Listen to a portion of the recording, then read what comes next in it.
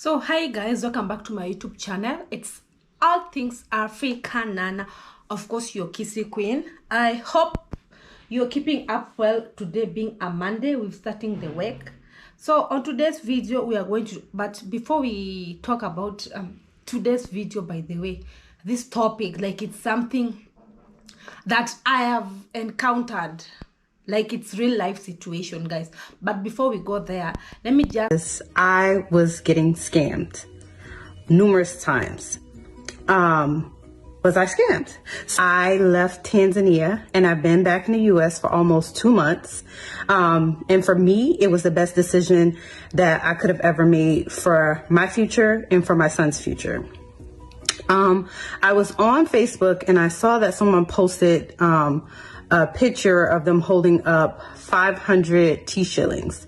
It seemed like they were trying to say that's how much you would have to pay. You would only have to pay 500 T-shillings to fill up your car, which is, I think they said, less than 50 cents. The situation for me this time was a visa issue. And I'll go into that in another video. I just feel like it's so much to tell and I need to give the details of that. However, that situation was rectified for me, but at the last minute after I decided that I was leaving to go home. And there is, someone there in Tanzania that I believe would be great for diasporans to, to help them make sure that they get their visas and all the paperwork that they need, and to just, not get scammed, and someone that's trustworthy. As far as I am concerned, I did what was right for me and what was best for me. It didn't matter what anyone had to say to me. The first thing that I didn't like is the immigration process. When I went to Tanzania, I already imprinted it in my brain that you're allowed to, from the research that I've done, that you're allowed to have 3 months there and then get extensions, which is a 30-day extension. It's supposed to be 2 30-day extensions for free. But once I got to the immigration, they had us wait there for 5 hours after telling us they could give us that time period, and we only got 2 weeks. After waiting 5 hours, we got a 2-week extension. So I had to maneuver myself from there, and it was just not pretty for me. I left the immigration office like literally in tears, because I was just like, it's just this, I pick up on vibrations and energy, and it's just like the immigration people just felt like they don't want me here. For whatever reason, whatever judgment they had of me, I don't think they want us as expats there. And that's just the honest truth, you guys. Like, they were laughing at me while I was crying. Like, it was just not funny. Maybe it was just the immigration officers that I dealt with, but it was just like, oh, okay, yeah. So that was like one of the first negative experiences for me there. But yeah, I thought I could, say. Keep on reminding you guys to be putting your post notification bell on, which is on the left side, so that when I post a video it alerts you. And also, guys, make sure that you subscribe to my channel in case you've not subscribed. Support my channel by watching my videos from the start up to the end. Skip ads. And another thing, guys, let me just put this camera vizuri sasa ndo munione vizuri. Make sure that you subscribe to my channel, and also that I do concierge services. That is more of personal shopping or me doing your personal errands, and of course at a fee, guys. And I really thank you guys, because most of my subscribers are my clients. Like, you trust me with your money even if you've never seen me, and I do errands for you. So on today's video we are talking about black Americans who are forced to leave Africa. You must really watch this video in case you are a black American and you want to come to Kenya. There's this thing called Africa to the world. Like, black Americans are coming back to Africa. Some are going to Ghana, some are going to Tanzania, some are going to Zimbabwe, some are going to Kenya. So you know why they are being forced to go back? Kwa sababu wanakoniwa. Let me tell you, I'm saying this as an example. I'm not saying that Kenyans are, in every country kuna con too. There's someone who will outdo you. So let me tell you, this is the story. There's one particular black American who came to Kenya, and he was residing in Mombasa. I'm not going to say any names. When he came to Kenya, he went to Mombasa. So when he went to Mombasa, of course, you know how men are. And then he got a wife, or maybe a kamwiste, I don't know. I'm not going to disclose the name. So when they were staying, I think this guy now contacted me. Firstly, he was like, he wanted me to be his woman, but I couldn't, because you know you cannot mix business with pleasure. So he was telling me that he wanted to buy some land in Kenya. So he was asking me of some ideas where to buy land. Let me tell you, that is what I do. And you know, you can buy land in Kenya, but in the right channel. If you want to own ownership of that land, you need to go to the lawyer or to the magistrate so that you have papers to show you for you to own the land. So this is what happened. So he sent me to, okay, when he told me that he wanted land, I had a certain friend of mine who had bought land in Isinya. Isinya is in Kajiado County. That is 2 hours from Nairobi. So when we went to Isinya, and I remember it was on a Saturday, and you know, mind you, that day I told a friend of mine, because he was driving, to take me there. So I expected this guy, because I'm going to do the work for him, that he's going to fuel the car and all that. But when I told him, he told me, just go and do the necessary things, and then when you come back, you call me, you tell me the rates and everything. So I went to Isinya. This particular person who took me to Isinya, he is someone who is very serious with his work, and he has connections. Like, if you want land, you'll get land with the right people, you'll get the title deed, and even transfer of ownership. He'll make sure that you go to land, search for land if it's legit or not. So when he took me there, we saw the land. And after we finished, we came back home, and then I called this guy. I told him this land, because that day, I think 1 acre was going for 800,000 Kenyan shillings. That is $8,000, give or take. During that time, I think it was 2020, during Corona period. So when I told him, he told me that that land is expensive, that his woman had taken him to Malindi, and there, Malindi, that land was at an acre at 50,000 Kenyan shillings. That is $500. Then I told him, you know, the problem with Mombasa. Aki, if you throw stones, me, I don't care, but me, I like saying the truth.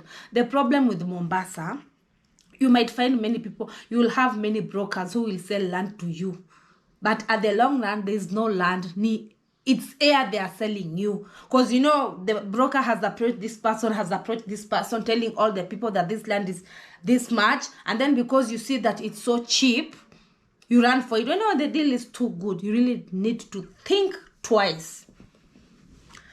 So he told me that the land there in Malindi, an acre was 50,000, and he wanted to buy like 10 acres. So 10 acres, that is almost 500,000 Kenyan shillings. I told him, are you sure? Then he told me, yeah, I'm sure, because my woman has a lawyer here, and the lawyer made sure that he is going to search the land, and the land is legit, so it's cheap. So I'm going to buy land here. I told him, cheap is expensive, but maybe he thought that I'm scamming him or what. I don't know. I don't know what happened, but you know how men are. If you see that thing in the coochie, you forget everything. So they bought the land, and we just went silent like that. But we kept on communicating. He kept on checking up on me. Like, we kept on communicating. So 2 years later, this same guy went to Uganda, to Malaba. You know, now we lost contact. Now, he contacted me in a message that he's in, hi. Then I was wondering, who is this? Because we were talking through WhatsApp, and it was like a Ugandan number, +256. I hope you are catching up with me. This is a real life, by the way, situation. That's why Black Americans are forced to go back to their countries, because vile wamescamiwa. But this is an example, something that I encountered. And you know, when you come to Kenya, you really need to be very, very, very, very keen. Not even Kenya, any other country, even if it's Tanzania or what, because people will know that you are when mgeni, so you are new to the country, so they'll try means and ways to make money, actually. So he told me that he's in Uganda. Then I asked, what happened to your woman? Did you go with her? Then he told me, no. Now, apparently he has another woman in Uganda, and then he wanted help from me. Then I asked him, what's the problem? Then he told me the land issue, that he bought the land and he paid everything. I have the documents here, because we are communicating in IMO, that he had bought, and then atikumbe that lawyer and the woman, the so-called woman, let me call the woman Sophia, his woman, had collaborated with the lawyer, so the lawyer is a fake. And then the lawyer, they went and forged some documents. Even the landowner, they forged some documents, and then after that, he never saw any documents like title deed or anything. They just vanished and they went. So they ate all his 500,000 Kenyan shillings. So he was reaching me because he saw a video of mine. You remember there's a video I did in Luduli where we were scammed at TV until we called a CID friend of mine who came and rescued us. So he was telling me, if it's possible, I look for a policeman or a CID who is going to help him. Now I told him, I cannot be able to help you, because if now, even if you are trying to reach out the numbers of the people who you tried buying land from, they can't even help you. No, there's no way I'm going to help you. And I told him, I remember I told you the land that I was going to look for you in Isinya, I was going to take you to the right channels so that you own the ownership of that land.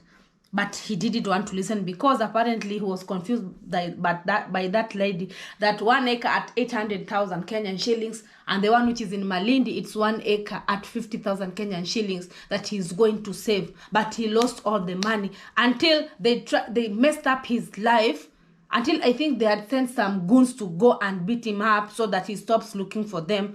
That's why he went to Uganda. And now in Uganda now, when he was in Kenya, actually, he was buying land in Mombasa and he wanted to open a restaurant. So he was sending me, that's why I was communicating with him. He was sending me in Nairobi to go and look to some good places where he can open a restaurant, and a place that they can allow nyama choma and all that, because he has a passion of cooking. So I think everything went, yani way wire, sijui nitakwambia vitu zilienda, yani kilimramba. I'm not saying in a bad way, guys, but this is an experience I'm sharing with you guys, because I know most of my subscribers are from diaspora and Black American. This is something I want to tell you, so that when you come to Kenya or when you go to any other country, you really need to be keen and follow the right channels. Don't go shortcut at because you've seen that this thing is cheap so that you'll go for it. It's better you buy something expensive and with the right channels, and you'll not be conned. Let me tell you. So I don't know what happened in Mombasa. As per what he was telling me, he had already even opened a restaurant in Mtwapa. And then that Sophia lady made sure, kumbe Sophia was sleeping with the lawyer, the so-called lawyer. They collaborated or something, and then they made sure they sent some goons. So wakafuza this guy. They chased away this guy. You know that now this guy is still new in Kenya, so alikuwa anaogopea maisha yake. He feared his life, by the way. That's why he had to go to Uganda. Not in Uganda, in Kampala. Actually, he was in Malaba. He was also trying to open a restaurant. Like, he was staying in a hotel. I don't know what happened. So something went wrong again, because even the Ugandans apparently scammed him. He wanted to open a restaurant. He was looking for some locations. So when he was sending people to go, and he cannot go by himself. He needs to look for a Ugandan, so that the Ugandan takes him round to look for a restaurant.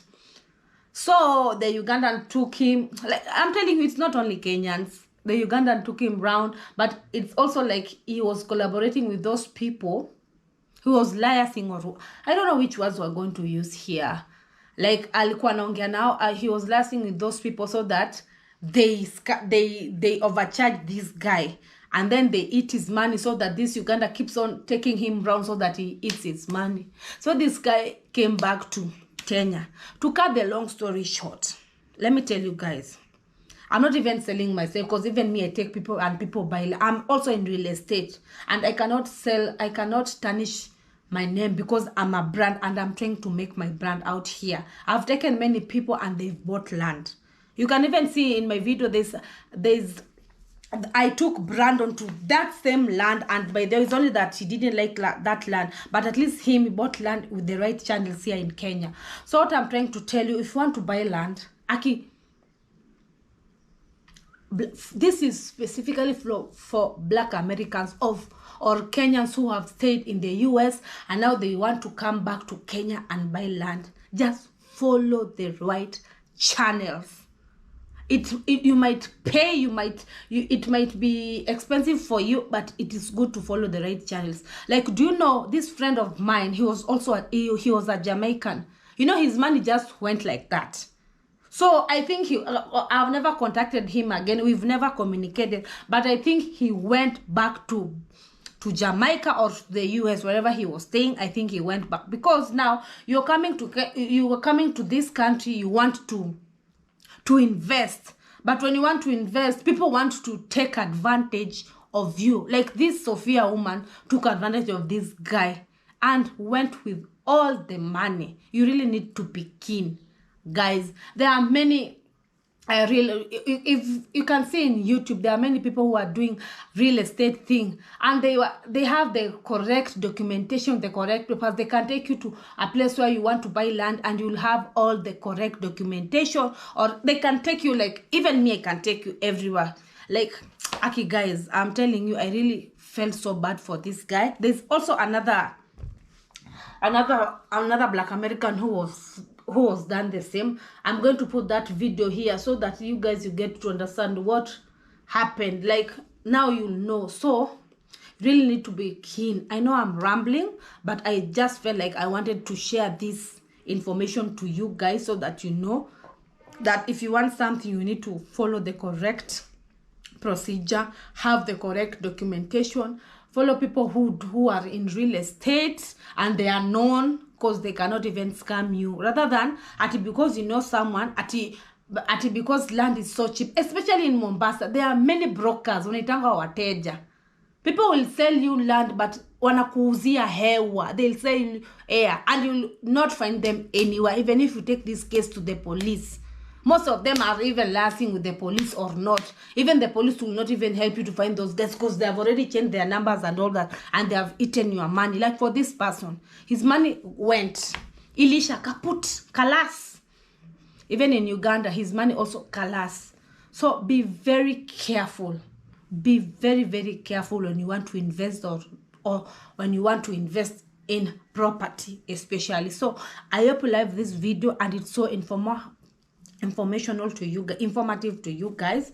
So keep it locked. We are road to 20,000 subscribers, but right now we are at 10,000 and something. Let's reach 11,000 subscribers. I love you so much and I appreciate you guys. Bye bye. See you in the next video. Mwah.